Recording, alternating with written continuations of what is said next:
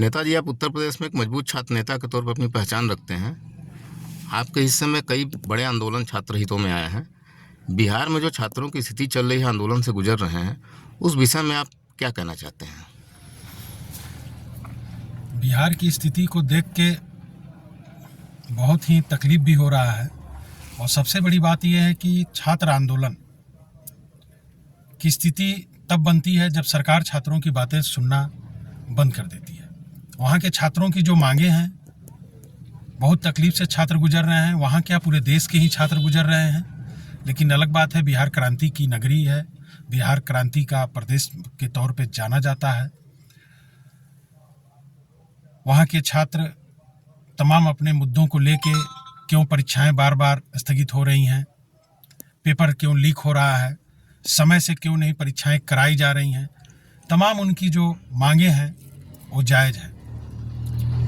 लेकिन जो राजनीतिकरण है देश का, ये यूथ का सदैव शोषण हुआ है। मैं तो छात्र राजनीति से आता हूँ, हमने देखा है कई बड़े आंदोलन हम लोगों ने चलाए हैं, कभी सपोर्ट नहीं मिला। हाँ, यदि आंदोलन का समय, यदि चुनावी के समय हुआ तो उसमें नेताओं का इंटरफेयर होगा।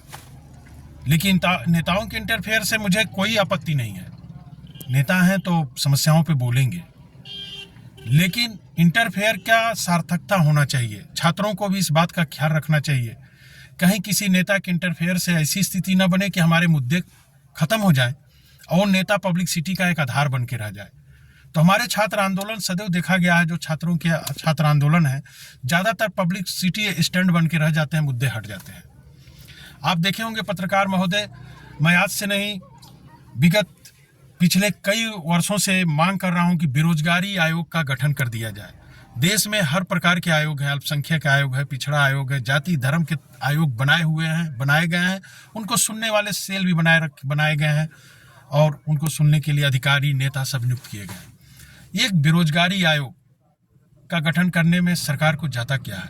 इसकी शुरुआत करके यदि केंद्र सरकार नहीं कर रही है, प्रदेश सरकार ही करके देखे, आपको बहुत सी समस्याओं से निजात मिलेगा। तमाम छात्र आंदोलन जो हो रहे हैं, युवाओं के आंदोलन है, उससे भी आपको निजात मिलेगा। होता क्या है, इनके आंदोलन और इनके मुद्दों के निस्तारण हेतु सीधे सरकार से टकराहट की एक वजह है। जब छात्र किसी मुद्दे को लेकर लड़ता है तो जिला प्रशासन उस मुद्दे को हल करने की स्थिति में नहीं रहती है, पुलिस प्रशासन उस मुद्दे को हल करने की स्थिति में नहीं रहती है। उसको ऐसा लगता है कि यह मुद्दा तो मैं हल ही नहीं कर सकता, तो पूरा ध्यान उस आंदोलन को दबाने पर लग जाता है और सरकार जो है दमन करने की स्थिति में आके खड़ी हो जाती है। और युवाओं को सुनने के लिए तत्काल में कोई सेल ना होने की वजह से युवा जगह जगह धरना आंदोलन करना शुरू कर देते हैं। फिर होता क्या है, फिर तमाम ऐसे लीडर उसमें इन्वॉल्व होते हैं।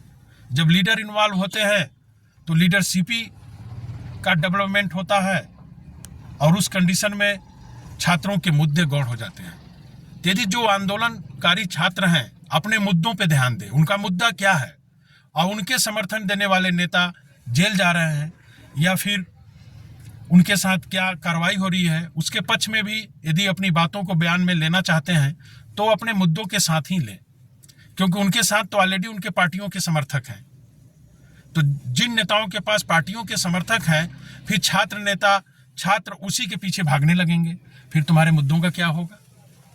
आप अपने विषय बिंदु पर खड़े रहें और उस आवाज को उठाते रहें। और जगह जगह से हम चाहेंगे, हम भी अपने अहिंसा सेवा पार्टी की तरफ से वहाँ के छात्र नेताओं और छात्र आंदोलन को समर्थन देते हुए भी मैं कहना चाहूँगा कि आपका आंदोलन